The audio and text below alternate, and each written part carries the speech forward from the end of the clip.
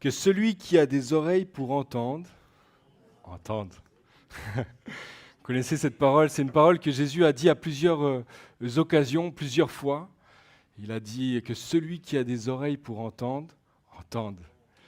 Et ça me fait toujours sourire quand je lis cette phrase, quand j'arrive à ce moment dans la parole et je lis cette phrase. Parce que Seigneur, est-ce qu'il y a des gens qui ont des oreilles pour autre chose que pour entendre? Est-ce qu'il y a des oreilles pour décorer seulement? Est-ce que c'est des oreilles pour être lavées seulement? Pour équilibrer peut-être le visage seulement, pour pas que ça soit trop bizarre? Imaginez s'il n'y avait pas d'oreilles. Imaginez, surtout, je me suis déjà fait la réflexion, peut-être quelqu'un dans la salle alors que Jésus commence à parler, puis que celui qui a des oreilles pour entendre quelqu'un qui se lève, qui dit bah ça ne me concerne pas, j'ai pas d'oreilles, et il part. Non, je crois que vraiment Jésus dit pas que celui qui a des oreilles entende. Il dit que celui qui a des oreilles pour entendre, entende. Jésus est en train de dire il y a deux catégories de personnes. Il y a des gens qui ont des oreilles pour décorer. Et il y a des gens qui ont des oreilles pour entendre. On est tous d'accord, nous avons tous deux oreilles, mais je crois que nous n'entendons pas tous la même chose. Ça fait bientôt 10 ans que je suis papa, et 10 ans que je n'étais pas du tout prêt à devenir père. Ça, c'est une vérité pour beaucoup de parents. Je n'étais pas prêt, peut-être plus les hommes encore que les femmes. Pas prêt du tout, mais une chose à laquelle je n'étais pas du tout préparé, c'est le nombre de fois que j'allais répéter la même chose. 10 milliards de fois, redire la même chose. Et là, il y a beaucoup de parents qui font une petite thérapie de groupe en ce moment.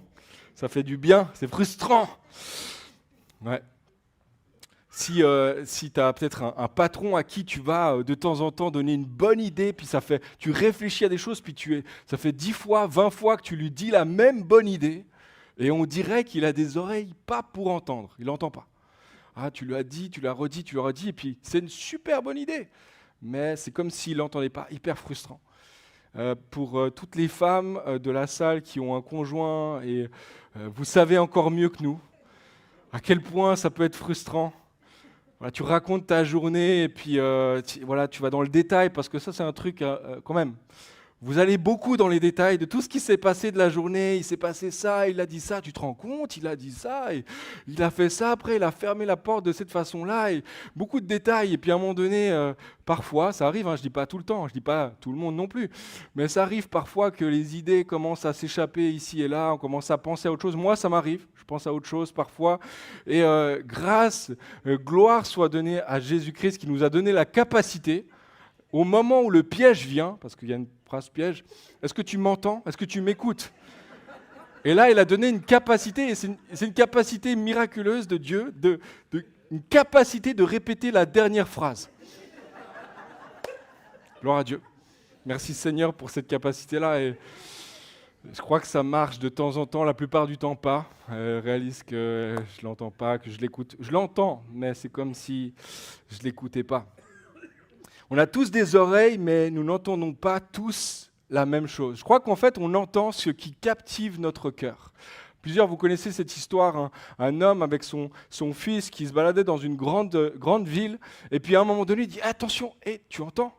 Puis il dit « Il y a quoi, papa ?»« Non, j'entends rien. Tu n'entends pas le grillon ?» Et là, le fils le regarde comme ça, et le père l'amène vers un petit bosquet, et « Ah, il y avait un grillon là. » Et puis le fils lui dit, mais comment ça se fait que tu entends ça? On est au milieu d'une ville, il y a tellement de bruit, comment tu as entendu ça? Ah, je vais t'expliquer comment j'ai entendu ça. Et il sort une pièce, et il fait juste comme ça. Et là, il y a des dizaines de personnes autour qui s'arrêtent et qui se tournent et qui regardent par terre si la pièce est tombée à côté d'eux. Et il lui dit, à la fin, on entend beaucoup plus clairement, ce à quoi notre cœur est attaché. En fait, tu es attentif à ce que ton cœur est attaché. Je récupère la pièce.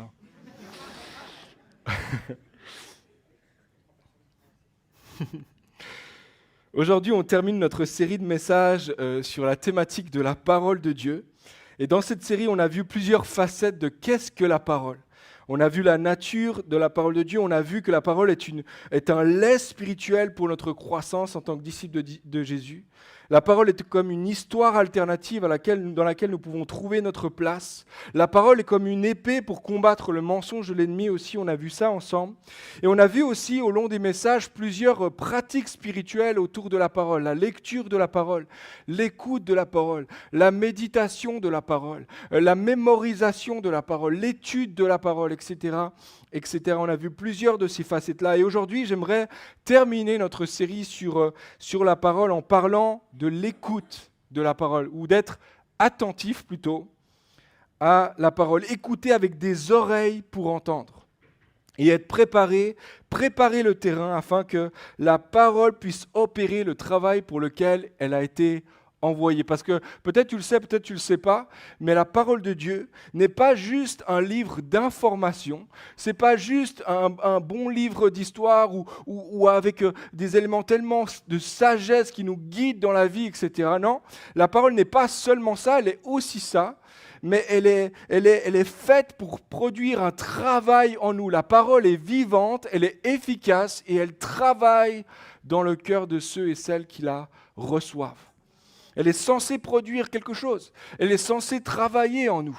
Le prophète Ésaïe a dit ceci, Ésaïe 55, verset 10. « Comme la pluie et la neige descendent des cieux et n'y retournent pas sans avoir arrosé, fécondé la terre et fait germer les plantes, sans avoir donné de la semence au semeur et du pain à celui qui mange, ainsi en est-il de ma parole qui sort de ma bouche. Elle ne retourne point à moi sans effet, sans avoir exécuté ma volonté et accompli mes desseins. » La parole de Dieu, elle sort de la bouche de Dieu dans l'objectif, elle nous est révélée dans l'objectif de produire une transformation en nous, en toi, en chacun de nous. Toi, le texte n'est pas juste pour notre information, il nous a été donné pour notre transformation en profondeur, pour une formation profonde à l'image de Jésus. Pas juste une information, transformation et une formation. Et le problème, c'est que malheureusement, cette transformation dans notre cœur, cette formation, elle ne peut se faire que si nous écoutons réellement, si nous recevons réellement cette parole. Elle ne peut se faire que si nous sommes attentifs, si nos cœurs sont attentifs, si nous développons des oreilles pour entendre. Nous avons tous des oreilles, mais nous n'entendons pas tout. Nous entendons ce qui captive notre cœur, ce qui capture réellement notre attention et notre cœur. Et ce matin, j'aimerais nous encourager, nous équiper aussi, chacun d'entre nous, à entendre et comprendre la parole. Et le titre de mon message, c'est « Prépare le terrain ». Prépare le terrain. Et on va lire ensemble une parabole très connue dans l'évangile de Matthieu au chapitre 13. La parabole du semeur, plusieurs, vous l'avez lu, relu, peut-être pour certains, c'est la première fois que vous allez entendre cette parole. On va la lire ensemble. Matthieu 13, versets 4 et suivants. « Un homme sortit pour semer. Comme il semait, une partie de la semence tomba le long du chemin. Les oiseaux vinrent et la mangèrent. Une autre partie tomba dans un sol pierreux, et elle n'avait pas beaucoup de terre. Elle leva aussitôt parce qu'elle ne trouva pas un terrain profond. Mais quand le soleil parut, elle fut brûlée et sécha, faute de racines. Une autre partie tomba parmi les ronces poussèrent et l'étouffèrent. Une autre partie tomba dans la bonne terre et elle donna du fruit, avec un rapport de 100, 60 ou 30 pour 1. » Verset 9, « Que celui qui a des oreilles pour entendre, entende. » Amen. De quoi est-ce que Jésus est en train de parler là ? Plusieurs, vous l'avez déjà entendu cette histoire-là, mais imaginez si c'est la première fois que vous entendez cette parole. Imaginez si la première fois que vous entendez cette histoire, mais de quoi est-ce que tu parles, Jésus ? Explique-nous de quoi tu parles. Pour vous donner un peu de contexte dans ce qu'on vient de lire ici, c'est une parabole. Et une parabole est une petite histoire qui permet que celui qui communique la parabole fait un lien, en fait, fait un parallèle entre l'histoire de la vie ordinaire et un principe du royaume de Dieu ou une vérité, en fait, qui la dépasse. Et dans cette parabole est d'ailleurs la première d'une série de 7 paraboles que Jésus va donner sur le royaume de Dieu. Matthieu 13, c'est vraiment principe sur le royaume de Dieu.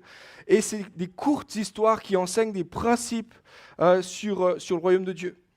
Et ta réaction serait probablement, si tu entendais ça pour la première fois, comme celle des disciples, qui n'ont pas compris et qui viennent vers Jésus et qui lui disent « Mais explique-nous, montre-nous, on ne comprend pas de quoi exactement tu es en train de parler là. » Et il dit plusieurs choses. Jésus dit, la première chose qu'il dit, c'est que la parole est comme une semence et elle est semée par le semeur dans l'objectif de produire un fruit.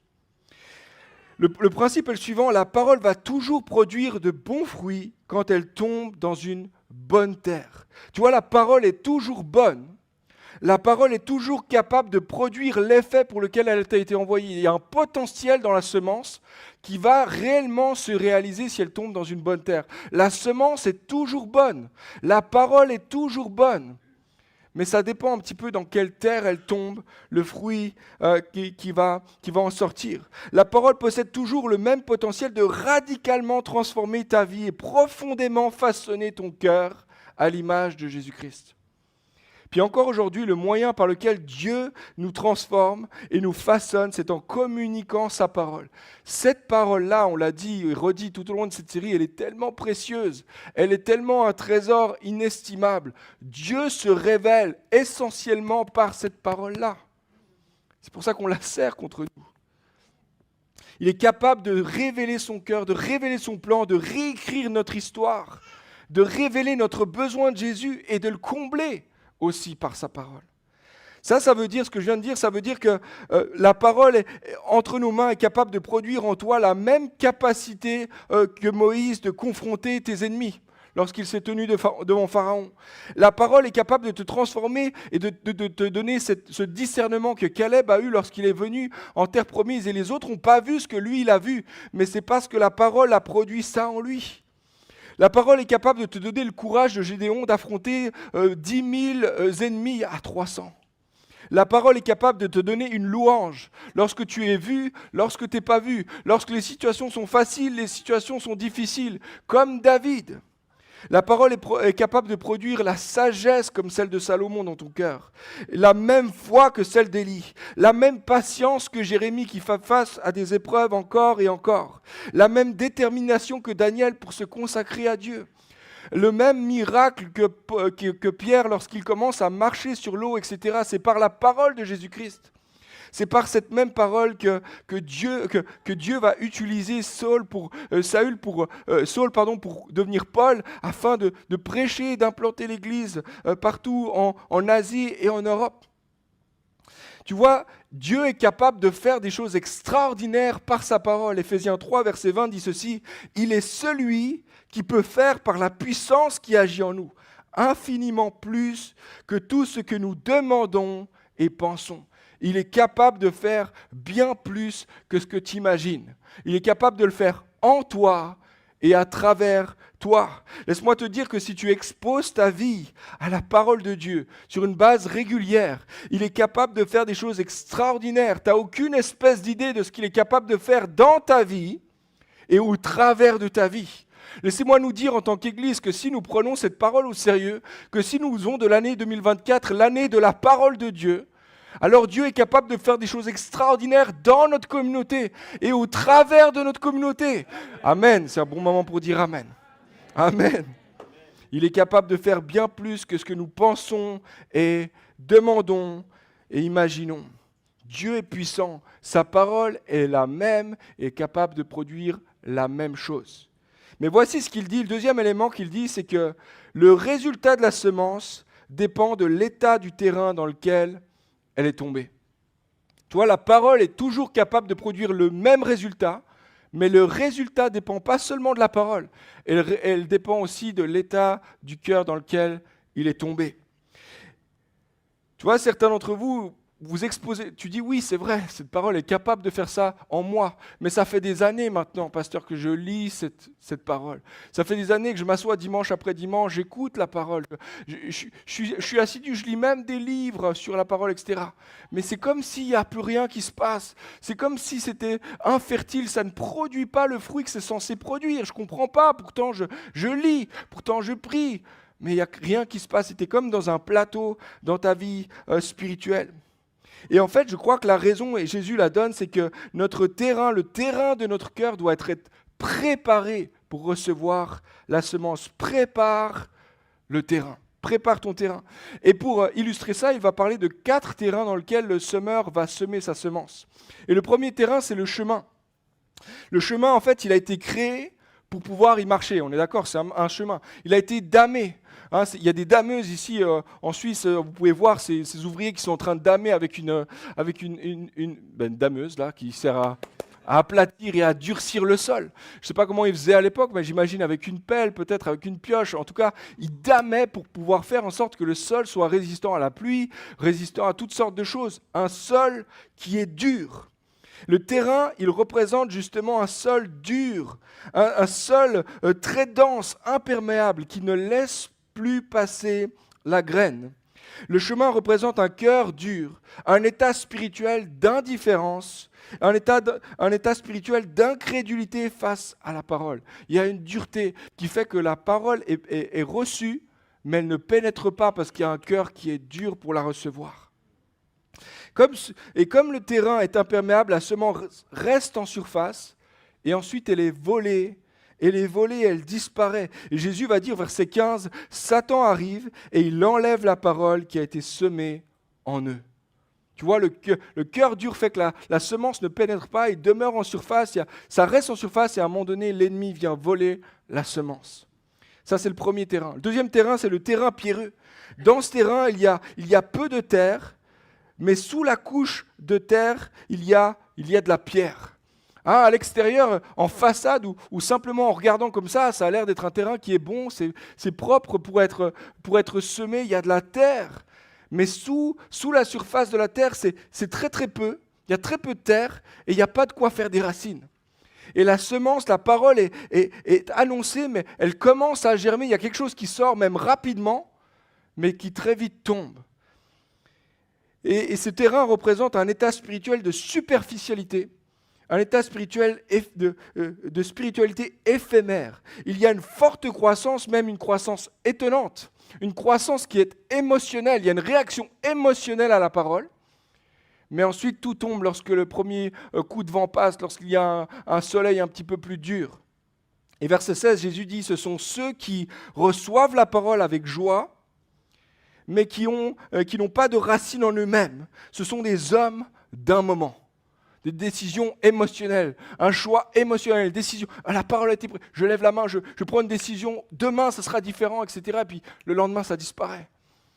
Lorsque la tentation vient, lorsque l'épreuve vient, lorsque la souffrance est là, d'un coup, les promesses disparaissent.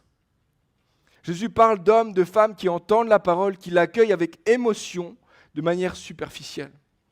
À peine ils traversent une épreuve, une difficulté, une résistance, et ils abandonnent la parole, qui ne produit pas l'effet pour lequel elle a été envoyée. Un terrain qui n'est pas préparé, qui manque de persistance, de persévérance. Et la moindre difficulté fait disparaître l'œuvre de la semence. Deuxième terrain. Le troisième terrain, c'est le terrain épineux. Et dans ce terrain, la terre est prête à recevoir la parole, mais en même temps, il y a d'autres semences qui sont là, des mauvaises herbes qui sont là, il y a des épines qui sont là. Et les épines ou les plantes épineuses montent en même temps que la semence produit aussi une croissance, mais elle est comme étouffée par les épines. Et ce terrain représente un état spirituel de préoccupation vaine et matérialiste. Il y a un changement, il y a une opération de la parole, mais cette opération est étranglée par les préoccupations qui grandissent en même temps. Et Jésus va dire que les épines sont, verset 19, les soucis du monde, la séduction des richesses et l'invasion des convoitises. Ça pousse en même temps et ça vient comme étouffer, rendre infructueux la croissance de la plante ou la croissance de la parole dans le cœur. Jésus parle d'hommes, de femmes qui entendent et reçoivent la parole, mais qui en parallèle souhaitent le confort, la stabilité, la réussite sociale, financière. Ils sont comme préoccupés par ces choses-là. Ce n'est pas seulement qu'ils la souhaitent, ils la veulent, ils la désirent. Et il y a comme un désir pour les choses de Dieu, mais en même temps un désir pour les choses que le monde a à offrir. Et il y a comme ces deux choses-là qui grandissent en parallèle et qui étouffent la semence de la parole. En d'autres termes, le trône de leur cœur est partagé entre Dieu et les choses que le monde leur propose. Il y a comme un cœur partagé. C'est le troisième terrain. Et voici le quatrième terrain, il est le bon terrain. C'est le terrain dans lequel la semence s'enracine, grandit, s'épanouit, produit des graines à chaque saison. Tu vois la différence entre ce terrain-là et les autres 3 terrains, c'est que l'état dans lequel se trouve, il était préparé à recevoir la semence. Je ne sais pas si on a quelqu'un qui travaille dans l'agriculture ici. Je ne crois pas qu'on a dans la communauté quelqu'un qui travaille dans l'agriculture, mais sachez qu'un agriculteur va passer beaucoup de temps à préparer le terrain avant la semence. Moi, j'étais frappé il y a quelques années. On avait loué une maison en Suisse allemande et puis on était juste à côté, on était au milieu des champs et tout ça. Et en même temps qu'on était là, il y avait en même temps certains qui faisaient la moisson, d'autres qui avaient déjà fait la moisson et qui étaient déjà en train d'aérer leur terrain, qui étaient déjà en train de travailler en fait à préparer le terrain pour la prochaine fois. Et à un moment donné, je me suis baladé tout ça, puis je réalisais qu'il y avait même un agriculteur, il avait passé les machines, il avait passé les tracteurs, mais il était maintenant à pied dans le terrain, il était en train de regarder, s'assurer que... Et puis il prenait les pierres, il prenait les choses, il s'assurait que la machine avait bien fait le travail. Pourquoi ? Parce que la préparation est aussi importante que la semence. Tu vois, il peut semer, il n'y a aucun agriculteur qui va semer s'il n'a pas préparé son terrain. Parce qu'il sait qu'il ne va pas produire le fruit pour lequel il a besoin en fait de ça. L'agriculteur ne sème pas pour s'amuser, il sème pour recevoir, pour récolter. Si nous voulons récolter, c'est la même chose avec la parole de Dieu, nous devons préparer le terrain. Préparer le terrain afin que le terrain soit prêt à recevoir la semence de la parole. Si le terrain n'est pas préparé, la semence qui est bonne ne pourra pas produire plus de grains. Et c'est la même chose pour chacun de nos cœurs. La parole ne pourra pas produire la transformation en profondeur qu'elle est censée produire. Alors ma question pour nous ce matin, dans quel état se trouve le terrain de ta vie ? Actuellement, là, maintenant, tout de suite. Dans quel état se trouve le terrain de ta vie ? Peut-être question encore plus importante que celle-là, parce que là c'est comme une photo. Mais comment est-ce que tu te prépares ? Comment est-ce que tu prépares le terrain de ta vie lorsque tu lis, lorsque tu écoutes la parole ? Tu vois, c'est très important, on a parlé des disciplines spirituelles autour de la parole, mais toutes ces choses-là n'auront pas l'effet escompté si nous ne préparons pas le terrain. Je ne sais pas si tu as remarqué, mais dans les 4 terrains, la semence est reçue. Il est dit ceci, Jésus dit, dans chaque cas, la parole est entendue. Le terrain, c'est quelqu'un qui entend la parole, mais ne la comprend pas, verset 19. Le terrain pierreux, c'est quelqu'un qui entend la parole et la reçoit avec émotion et superficialité. Le terrain épineux, c'est quelqu'un qui entend la parole et qui grandit avec les épines. Et le bon terrain, c'est quelqu'un qui entend la parole et la comprend. Dans les 4 cas, on parle d'hommes, de femmes qui exposent leur vie à la parole, à des chrétiens, à des gens qui lisent la parole. Vous voyez ? Ce n'est pas forcément des gens qui sont loin de Dieu, etc., qui n'ouvrent pas la parole de Dieu. Pas du tout. C'est 4 personnes qui lisent la parole régulièrement, qui vont tous les dimanches à l'église, mais qui n'ont pas la même préparation de cœur. Tous entendent la parole, tous sont exposés, tous lisent, tous écoutent des prédications, tous lisent des livres, mais la seule différence réside dans le fait que la bonne terre est préparée non seulement à entendre, mais aussi à comprendre la parole. Et ce matin, j'aimerais que tu saches, que tu réalises que l'impact et le fruit de la parole de Dieu dans ta vie est directement dépendante au fait que tu te prépares ou non à la recevoir. Et ce matin, j'aimerais te donner quelques pistes pratiques aussi pour que tu puisses apprendre à te préparer. Pour ceux, certains le font depuis des années, etc., mais peut-être d'autres, c'est vraiment nouveau cette notion-là. Pour moi, ça l'a été. Il y a quelques années, moi, ça fait bientôt 20 ans que je suis Jésus, etc., et j'ai eu un vrai chemin de croissance avec le Seigneur. Vraiment, je bénis le Seigneur pour ça. Au début, je ne savais pas trop même comment lire, et je n'aimais pas du tout lire, et tout ça, ça a été très compliqué dans un premier temps. Et puis petit à petit, j'ai grandi, j'ai compris que je pouvais lire sur une base régulière, que Dieu voulait me parler au travers de cette parole. J'ai compris aussi que si je lisais de manière continue, j'allais comprendre l'histoire et que j'allais comprendre que je peux faire partie de cette grande histoire, etc. Et j'ai vécu une vraie croissance spirituelle, mais à un moment donné, je dois dire, je vivais comme un sorte de plateau dans ma vie spirituelle. J'avançais pas, je grandissais pas, j'avais le sentiment que ça n'avance plus, je n'ai pas l'impression de découvrir quelque chose de nouveau. Tu sais, c'est ce moment-là, plusieurs peut-être vous connaissez exactement ce sentiment-là, que tu vas à l'église ou que tu écoutes quoi que ce soit, que tu lis un passage et dis, mais ça je sais, je connais, ça j'ai déjà entendu, il va parler de ça. Tu es comme déjà anesthésié d'une certaine façon à ce qui va être dit parce que tu sais. Moi je ne le dis pas par condamnation, je l'ai vécu moi-même. Pendant un temps comme ça, j'ai vécu un plateau où je n'étais pas prêt à recevoir. Et j'ai réalisé l'importance de la préparation pour réellement recevoir la parole. Il y a eu un changement dans ma façon de lire la parole, de la comprendre aussi lorsque j'ai compris que la semence peut être neutralisée si je ne me prépare pas à la recevoir.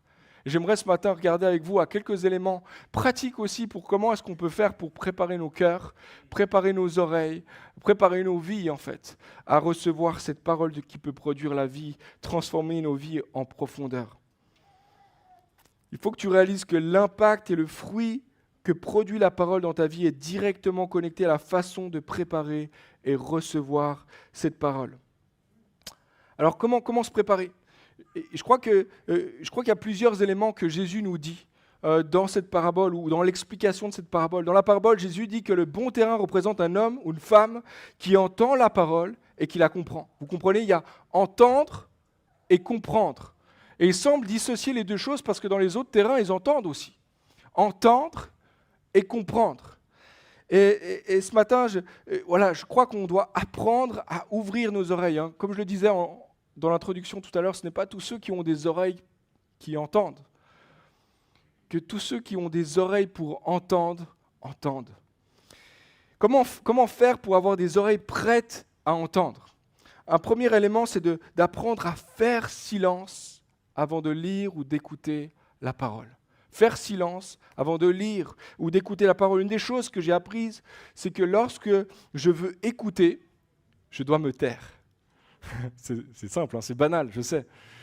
Mais c'est aussi, dans la vie naturelle, si j'écoutais ma femme avec mes écouteurs, la musique, et puis en train de faire quelque chose, on est d'accord, je n'entendrai pas grand-chose de ce qu'elle me dit. D'accord ?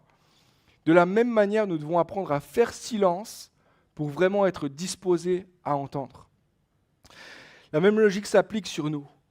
Pete Greig a dit ceci, « Si tu veux apprendre à entendre celui qui parle un murmure doux et léger, tu dois devenir l'ami du silence. » J'aime bien cette notion-là, ce terme, l'ami du silence. Alors, faire silence, c'est, je crois, premièrement, trouver un lieu, trouver un temps, trouver un espace dans lequel il y a vraiment le silence. Fais le silence autour de toi, dans un premier lieu. On est dans un monde où il y a tellement de bruit. Trouve un lieu, un moment où il y a du silence. Et je sais, là, je parle à des gens qui sont très occupés. On est tous très occupés. On marche tous à 1000 à l'heure. Et c'est pas simple de faire de la place pour le silence dans notre vie. Mais je crois que tes oreilles sont préparées autrement. Si tu lis la parole, lorsque tu es dans un tram, dans un bouchon, en train de rapidement aller au travail, et puis vite tu lis un verset, puis, tu sais, ou alors si tu prends le temps, tu t'assois, tu es calme, dans un lieu où c'est calme, tu es dans un parc, tu es peut-être dans ton fauteuil favori à la maison, devant ta fenêtre favori, avec ta vue favori, enfin, tu te mets dans cet endroit-là, tout est différent, on est d'accord. Que si tu es dans la course et que tu te dépêches de rapidement lire avant le travail, entre deux réunions, etc. Nous devons apprendre à faire silence autour de nous, je crois, mais aussi apprendre à faire silence en nous. À la minute ou 3 minutes après que tu aies commencé à entrer dans un lieu silencieux, tu vas réaliser que le bruit n'est plus là autour de toi, mais il y a comme un bruit à l'intérieur de toi. Il y a comme des cris, il y a comme ton âme il y a tellement de pensées qui viennent.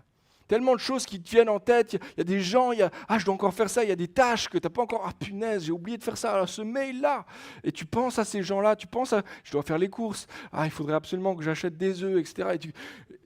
Est-ce que je suis le seul ? Mais moi, quand je me trouve dans la prière, etc., ça commence avec plein de listes, de choses que je dois faire, de choses à acheter, de gens que je dois contacter et tout ça. Et c'est tout à fait normal. Moi, j'ai été encouragé par pasteur Rich Villodas, qui est pasteur à Brooklyn. Il a fait cette confession, ça m'a tellement encouragé. Il a dit ceci, « J'ai longtemps pensé que les distractions pendant la prière étaient un signe que j'étais un mauvais chrétien. En fait, en réalité, les distractions dans la prière sont le signe que je suis juste un être humain. » Parce qu'en fait, c'est tous notre cas. Et en fait, on doit juste apprendre à faire silence devant Dieu. Tu viens devant lui et tu transformes chacune de ces pensées-là, chacune de ces tâches en prière. Toutes ces émotions, toutes ces choses, et tu les transformes en prière. Seigneur, je te dépose ça. Ah oui, j'ai ça à faire, c'est vrai, Seigneur, j'ai cette chose-là, et tu vas me donner les forces pour le faire. Je vais être capable d'y arriver grâce à toi. Et tu transformes chacune de ces pensées en prière. Et à un moment donné, il y a comme un silence, une paix qui vient. Et là, tu es prêt à écouter. Là, c'est le bon moment de lire la parole. Moi, j'aimerais t'encourager quand tu lis la parole le matin, je ne sais pas à quelle heure tu fais ça, ou le soir, ou à n'importe quel moment de la journée, de prendre le temps d'abord d'être silencieux pour vraiment être à l'écoute de Dieu. Le risque, c'est de faire ton plan de lecture le plus vite possible, de lire tes 3-4 chapitres parce que tu as un deadline, etc. Puis de passer à côté de ce que Dieu a vraiment envie de te dire, juste parce qu'il y a tellement de bruit. Alors nous devons apprendre à écouter, à faire silence pour écouter. Mais deuxièmement, je crois que nous devons apprendre à être intentionnels pour entendre la parole, pour soit déterminés à écouter. Je ne sais pas comment tu te prépares pour venir à l'église. Certains, vous prenez la douche avant de venir, vous prenez du temps, vous choisissez des habits. Ça prend du temps de choisir des habits, etc. Vous mettez votre parfum préféré, certains vous coiffez. Certains, ça vous prend vraiment du temps de venir à l'église. Vraiment, bravo à vous. Vraiment, on est fan de vous. Mais ça vous prend du temps de vous préparer.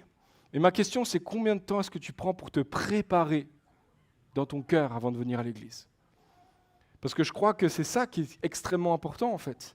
Comment est-ce que tu te prépares à recevoir la parole ? Le message peut être extrêmement bon. Amen. Des fois, ça peut m'encourager si jamais vous dites Amen. Le message peut être extrêmement pertinent, ça peut être vraiment très biblique, très bien construit, avec des idées, des images, des illustrations, bien fait. Super message, merci pasteur, ça m'a encouragé. Et malheureusement, parfois, nos oreilles, nos yeux et nos cœurs sont comme imperméables à ce que Dieu est en train de dire et faire. Moi, je fais un truc, peut-être vous m'avez déjà vu faire ce truc, vous dites, il est bizarre le pasteur. Parfois, je fais ça, en priant, là, surtout le matin en arrivant ici. Je prie en mettant mes mains sur mes oreilles, je mets mes mains sur mes yeux et ensuite mes mains sur ma bouche. Et je prie en disant, Seigneur, ouvre, que mes oreilles soient ouvertes, que mon cœur soit ouvert, que ma bouche soit ouverte pour toi, que mes yeux voient ce que tu veux me montrer. Quand tu viens comme ça à l'église, tu n'es pas un spectateur seulement, tu viens recevoir quelque chose, mais tu viens donner quelque chose aussi. Parce que tu es prêt, ta bouche est prête à encourager un frère. Tu es prêt à prier pour quelqu'un qui en a besoin. Tu n'es pas venu juste pour « je vais voir qu'est-ce qu'il y a à dire aujourd'hui ». Non, j'ai quelque chose à recevoir, j'ai quelque chose à donner moi aussi. Amen. C'est aussi pour ça qu'on fait ce temps de prière avant le culte. On est là à 9h30 et je vous encourage, ceux qui peuvent être là. Je sais que certains, ce n'est pas possible aussi parce qu'on a tous des organisations différentes. Mais à 9h30, on est là dans la prière avec ceux qui vont servir ce matin et on prie que Dieu ouvre nos cœurs, nous dispose pour entendre. Matthieu 13, versets 13 à 15 dit ceci, parce que Jésus explique aux disciples ceci, il leur dit ceci, je leur parle en parabole parce qu'en voyant, ils ne voient pas, et qu'en entendant, ils n'entendent pas et ne comprennent pas. Pour eux s'accomplit cette parole, cette prophétie d'Ésaïe. Vous aurez beau entendre, vous ne comprendrez pas. Vous aurez beau regarder, vous ne regarderez pas, vous ne verrez pas. En effet, le cœur de ce peuple est devenu insensible. Ils se sont bouchés les oreilles. Ils ont fermé les yeux de peur que leurs yeux ne voient, que leurs oreilles n'entendent, et que leur cœur ne comprenne, et qu'ils ne se convertissent, et que je les guérisse. D'où l'importance, viens préparer. Seigneur, ouvre mes oreilles, ouvre ma bouche, ouvre mes yeux pour voir ce que tu veux me montrer, Seigneur. Dispose-moi, je ne veux pas simplement arriver comme ça, vite, entre deux choses. Seigneur, je suis là pour une raison, tu as quelque chose à me dire. Et tu veux dire quelque chose aussi à travers de moi. Ça ne se passe pas seulement là, pendant le culte, ça se passe aussi après le café, ça se passe avant. Quand tu vois un frère, tu vois une sœur, puis tu commences, puis tu as une parole, tu as un encouragement. Moi, j'aimerais te dire, tu as quelque chose pour bâtir la vie de ton frère. Il y a une parole sur toi, il y a quelque chose que toi, tu peux donner. On ne t'a pas donné le micro dimanche matin, mais tu peux aller là-bas et tu as le micro. Tu peux dire quelque chose. Tu peux parler dans la vie d'un frère, d'une sœur. Je t'encourage à le faire. Si le Seigneur te le met à cœur, fais-le. On se prépare le terrain avec des oreilles prêtes à entendre, mais je crois aussi avec un cœur prêt à comprendre. Prêt à entendre, prêt à comprendre. Et pour comprendre, je crois que nous devons nous disposer à approfondir ce qu'on entend.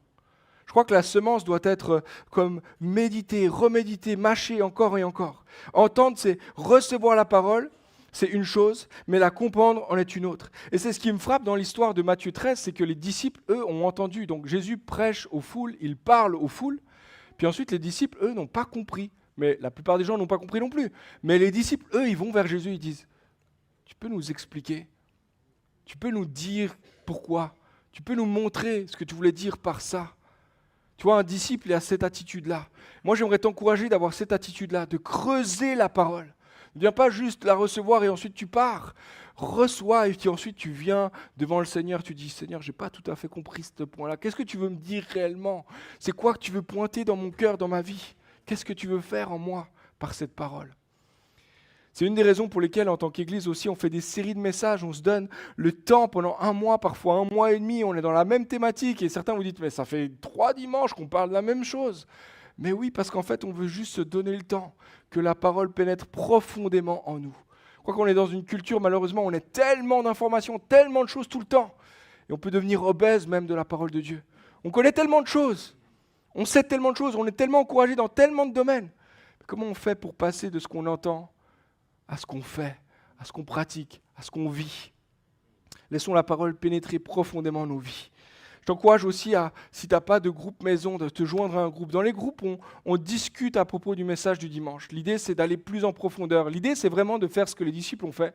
Maître, parle-nous, montre-nous concrètement qu'est-ce que tu voulais nous dire. Je t'encourage, si tu n'as pas l'occasion d'aller dans un groupe, pourquoi pas avoir 2, 3 amis, 2, 3 personnes de la communauté, puis de simplement rebondir dans la semaine, de se faire même un vocal, de dire « c'est ça que j'ai retenu, qu'est-ce que toi t'as retenu, comment est-ce que je peux prier pour toi ?» Juste dans l'idée finalement de s'encourager les uns les autres à aller plus en profondeur et ne pas rester en surface seulement. Un autre moyen aussi pour comprendre, c'est de décider à l'avance, de prédécider, prédécide que tu vas mettre en pratique ce que tu entends. Prédécide que tu vas obéir à ce que Dieu te dit. On l'a entendu tout à l'heure, mais entendre la parole sans la mettre en pratique, c'est vide, c'est rien. En fait, Jésus va dire dans Matthieu 7 que c'est un fou. Le fou entend la parole, mais ne la met pas en pratique. Le sage, c'est celui qui entend la parole et la met en pratique.